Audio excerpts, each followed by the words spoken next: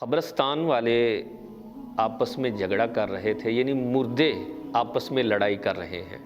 علامہ یوسف نبہانی رحمۃ اللہ تعالیٰ علیہ فرماتے ہیں کہ حضرت بشر حافی علیہ رحمۃ اللہ الکافی ایک مرتبہ قبرستان سے گزر رہے تھے۔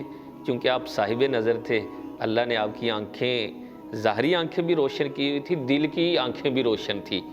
جب آپ قبرستان سے گزرنے لگے تو دیکھا کہ مردے آپس میں جھگڑ رہے ہیں۔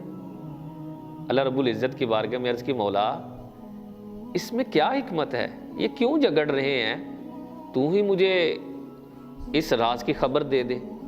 اللہ رب العزت نے ارشاد فرمایا، بشر حافی تو میرا نیک بندہ ہے نا، میرا بندہ ہے، میرا پیارا ہے، تو خود ہی پوچھ لے کہ یہ کیوں لڑائی کر رہے ہیں، کیوں جھگڑا کر رہے ہیں۔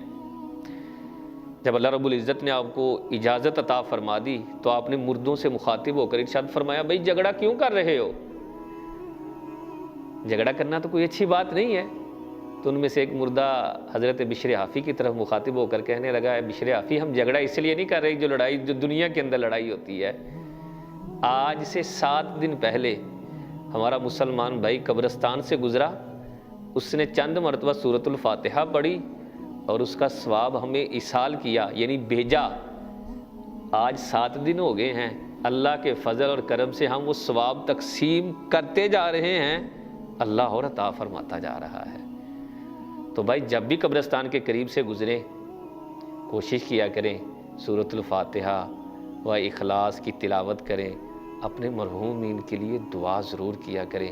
یقین مانیں ہمارے مرحومین صرف اور صرف ہماری دعاؤں کے ہی منتظر ہوتے ہیں۔ اللہ ہم سب کو ان کے لیے دعائیں کرنے کی توفیق عطا فرمائے۔